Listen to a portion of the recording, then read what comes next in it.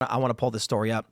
Just reminding everybody, we'll keep this one. We'll try to be careful with this one because it's very serious.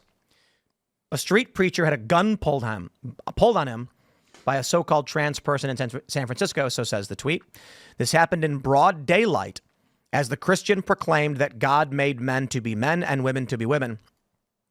So in this video, let's just jump to the end and let's see if they show the individual. I think it's going to freeze on me.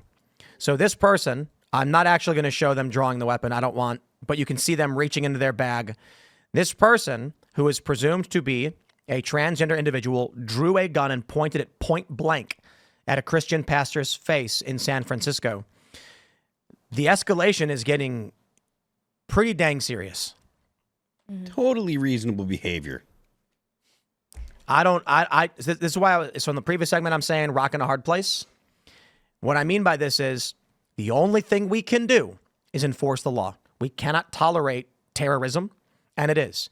And this is not some 2000s George W. Bush, if you're with us, you're with a terrorist. No, it's none of that. It is quite literally far-left ideologues and extremists whose intention is to instill fear in the public so that they do not engage in certain political behaviors, like speaking in public.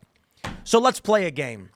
You want to come out and scream Mahmoud Khalil at me because the man was organizing protests and say, free speech, free speech. Okay, here you go. This pastor was engaged in free speech. He wasn't blocking any buildings. He didn't take over any buildings like Mahmoud Khalil did. The left will not defend your rights at all. Never. Because all that matters, these are people who will say over and over again, there is no truth but power. Yep. They're telling on themselves. They're explaining to you exactly how they see the world. They don't care what's true. They care that they win.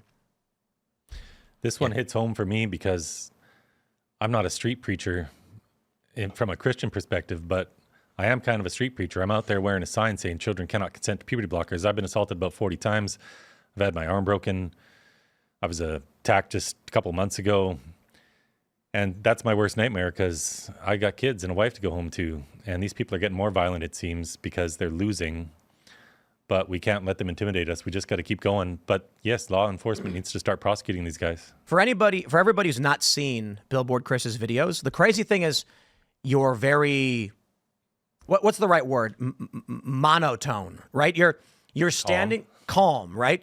But you know, without trying to being a little crude in how I explain it, you're just standing there. It's kind of boring, right? You're literally standing there and you're holding a camera. Some people will come to you and they'll go, hi. And you're like, here's what I think. And they go, oh, okay. And then you get these leftists who come up to you just burning with fire, angry at you. Yeah. Yes. So I don't approach people at all. I have my phone with its great sparkles here because I'm gender nonconforming. Apparently I have it set up on a tripod, just filming. I don't approach anybody. I just stand there. And normally I'm talking all day long. People come up and they have a conversation, and 95% of the time I'm getting support. But then, of course, you're going to get some radical people. You're going to get some angry people, and you're out on the street. So you get all sorts. You get mental illness and drugs and alcohol and whatever. And yeah, these people lose their minds. I stay calm throughout because I think that's important. Do you have anyone come out with you? Or is it just you on your own? Sometimes I do. I don't like a lot of people with me because I'm out there to have conversations. And if there's too many people, it scares people off from approaching. Mm-hmm. But honestly, have you found recourse for the assaults? So almost all the violence happens in Canada. Really? Almost all of it. So no. So the answer is basically no. There have been a few arrests. There was a vegan who almost hit me in the head with his wooden sign, and then he kicked my sign up into my face. He got arrested. They've deferred a couple court hearings, but hopefully something happens to him. But when I got my arm broken, for example, that was 6 people jumping me. That was Antifa in Montreal on a Friday night. And there's street footage everywhere. There's cameras everywhere in Montreal. Some of these guys jumped in a car right away and took off. But they could have followed the others who stayed and then just walked away. But they didn't even investigate. Because my message that children are beautiful just as they are, no drugs or scalpels needed, that's the politically unfavorable message. Bro, just play Christina Aguilera as soon as someone gets mad. You know that song? You are beautiful exactly as you are. There you go. Just be like, hey, man, take it from Christina. You are beautiful just the way you are. Yeah, they say, why do you want to kill kids? Actually, I just don't think we should cut off their body parts and sterilize them. And they're beautiful just the way they are. Yeah. You know, everybody should be body positive, except I guess these people aren't. You know, I hate to tell you, man, though, I think your country is lost. I think Canada is a failed state. I'll tell you a big problem with Canada.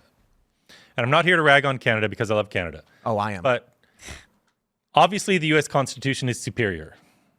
You have better freedom of speech. You've got Second Amendment. You've got a better political system. If I wanted to run for politics in Canada, if I wanted to become a member of parliament, I can't do it because none of the major parties will accept me. The nomination committee has to approve me. Pierre Poilievre, the leader of the Conservative Party, would have to approve me. He will never do that because apparently I'm too controversial because I speak the truth. If I wanted to become a Republican member of Congress, I could say, I don't like this guy in West Virginia. I'm going to primary him. And then I'm going to become the representative. And we don't have that system in Canada.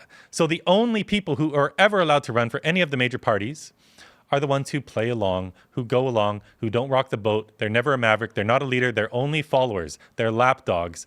And so we have this system perpetuating of weak leaders who don't want to rock the boat and don't want to actually change any of the major problems that are going on in society because they're afraid of the leftist media.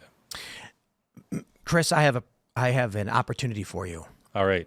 You see, the leader of this great nation wants your country. You can have our Constitution. It's all yours, buddy. Amen. I would love to have your Constitution. It's not going to happen. Canadians, here's my message to Canadians. They need to stop freaking out. Okay? Trump, with his jokes about the 51st state, yes, he's serious when he says Canadians would be better off with lower taxes. Obviously, Canadians would be better off with a superior military. Yes, that's obviously true. Our fighter jets are from the 1980s. They're the same thing that Tom Cruise was flying around in. And don't get me wrong, those are awesome fighter jets, but they're 40 years old. Jeez. You have a better constitution. You have freedom of speech. You don't get arrested for telling the truth. And yes, would we be better off? We would. But unfortunately, Trump derangement syndrome in Canada is at an all-time high. I would say right now at this moment in time, anti-Americanism is probably as high as it's been. And even before Trump got elected, even before all this current brouhaha, if you look at the conservative voters in Canada, half of them would have voted for Kamala Harris. Good Lord. How often are Canadians discussing U.S. politics instead of Canadian politics? Every single day. I mean, they moved here. Look at this. Look at this guy right here sitting across from me. If I'm going to start a business today, if I was a rich guy and I had $10 million, $100 million, and I'm going to start a business, why on earth would I ever start it in Canada? You were a gay communist? Well, those people are never going to have money. They're never going to. Oh, good point. Yeah. So that's to be fair, hypothetical. The government gives them money to start a business which likely will not succeed. That happens, right? Yeah, sure. If I'm in the pocket of some leftists and we want to have some corrupt business going on, sure, maybe then I would do it. I gotta be honest, man. You know, look, if you remember Spaghetti Gate? This is like 13 years ago. This is refresh my memory. So in Montreal, that's how it's pronounced. It's illegal to speak English completely. I'm kidding. It's illegal to have English supersede French in written in markets and things like that. In public accommodation, I think you describe it. On signage for businesses, you can't have just English signage. It has to be equal, or the French has to be bigger. French has to be bigger. Yeah. And so Spaghetti Gate, I think it was called Spaghetti Gate. The viewers might know. It might have been Pasta Gate or something. I think it was Spaghetti Gate. Basically, they have in Quebec language police. And there was an Italian restaurant, and the language police showed up and said, "Where's the French?" And they were like, "What?" And they were like, "It just says mastacholi, spaghetti, whatever. Where's the French?" And they were like, "But that's just what it's called." So they got a fine for not having French versions of Italian dishes, which don't have French names. Yeah, I do remember that. So Quebec is an entirely different culture. We almost lost them back in the early 90s, I guess. Yeah. They had a referendum, and they almost left Canada. So there's a party called the Bloc Québécois, which is a federal party. They take seats in our parliament. They normally have maybe 30, 40 seats, something like that. But they only run candidates in Quebec. So I don't know why they're allowed to be a federal party, quite frankly. And they all want to leave Canada. So those are some of the people taking up almost 10% of all the seats in our parliament. It's a bit of a mess. Really? I think we know the first province to go after. Well, the first province you want to go after as Americans would definitely be Alberta. Yeah, that may be. But it's not going to happen. Alberta, they got oil, right? A lot of it. They got a lot of it. And so Americans got an interest in securing that. Plus, if we take Alberta, we cut your country in half, destroying your ability to defend yourself. So, divide and conquer. The thing about Quebec is that there's going to be a large, what's the right word?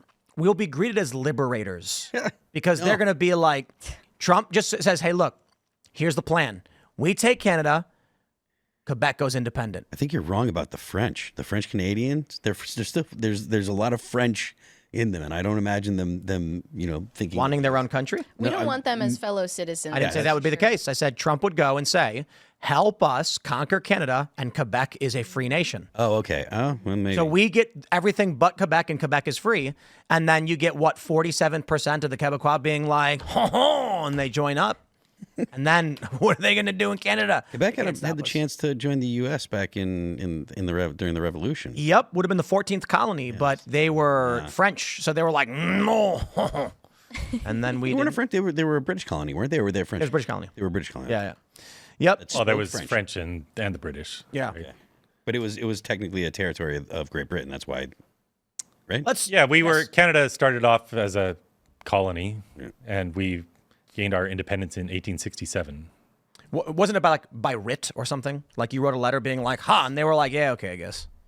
I don't know how all that worked, but you don't know your own independence? I don't know exactly how it all went down. We celebrate it every year with explosions in the sky. And I say all the time, there's a different culture between Americans and Canadians. And if you've never been to Canada, you can't really understand it because a lot of people think we're just the same. Canada's way further left, but when people ask me, what is the culture of Canada? I put a lot of thought into this. I can't really tell you today, to be honest. The culture today is multiculturalism because we have so many different cultures from all around the world because our immigration into Canada per capita is much higher than yours has been, even under the Biden administration. And we have many cultures now. So there isn't really a unifying culture, although one of them is almost making fun or poking fun of America. It's almost like a jealousy or an anti-Americanism. Thanks for checking out this clip from Timcast IRL. Make sure to watch the show live Monday through Friday at 8 p.m. Subscribe to this channel, and we will see you all there.